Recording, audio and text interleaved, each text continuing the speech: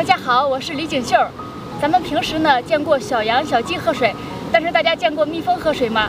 你们看，现在蜜蜂呢正在这儿喝水呢。大家看这个大水盆呢，我们每天要接好几次水。这里边为啥放树枝呢？就是为了防止小蜜蜂淹死。但是其实有的时候是不可避免的，还有一些淹死了。这里边可以让它们喝完水之后可以休息一会儿。那这儿正在这儿休息呢，然后再取水。其实呢，水分对于小蜜蜂来说非常的重要。它们除了会采蜜之外呢，也会采水。有的时候咱们看见这个小蜜蜂呀，停留在这个花草上面，它们并不是在采蜜，是采一些露水。另外呢，我们蜂场在选址的时候，对于水源的要求也非常高。周边的话呢，一定要有大的水源地。如果说没有，并且现在天气比较干旱，我们就要自己呢找一个大的水盆放到这儿。这个水到底对于小蜜蜂有啥用？其实主要有5种。第一种呢，就是解决它自身的一个口渴问题，小蜜蜂呢也需要喝水。另外一个作用是啥呢？咱们知道这个小蜜蜂呢采了这个花蜜、花粉之后呢，会飞到这个蜂箱里边，这个就是它们的食物。后边的话呢，就会喂养这个雄蜂还有工蜂。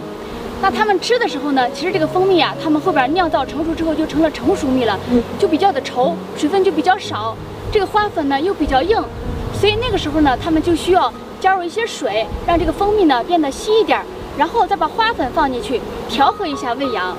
所以说呢，这个水分对于它们来说也非常重要。第3个作用是啥呢？咱知道这个小蜜蜂呢，它整个蜂房的建筑是靠它们来分泌这个蜂蜡的，还有这个蜡腺。那这个分泌蜡腺呢，对于水分的要求也非常高。水分充足的时候呢，它们这个蜡腺呢分泌才比较的充足，才能建造这个蜂皮，才能建造蜂房。这个蜂皮呢，就是小蜜蜂的家。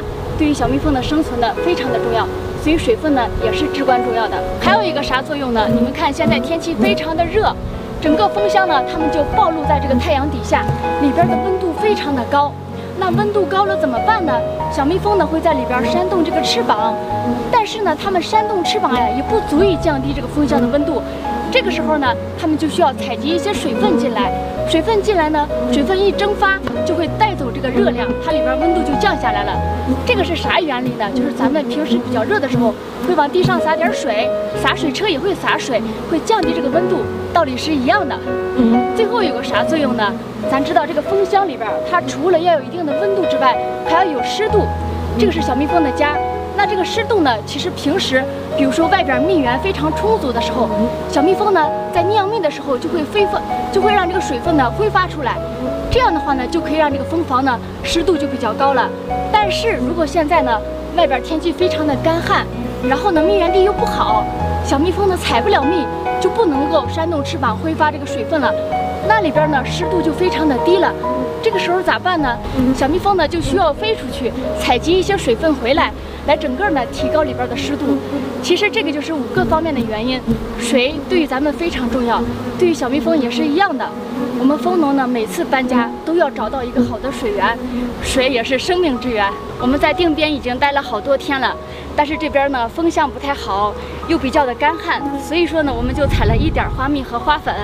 你们可以看到这个小蜜蜂每天都非常的急躁，太干了，所以我们后边呢也准备转场去内蒙，呢打点葵花蜜，也是今年的最后一站。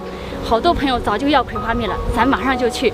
我到那边呢也会给大家分享我们在内蒙打蜜的故事。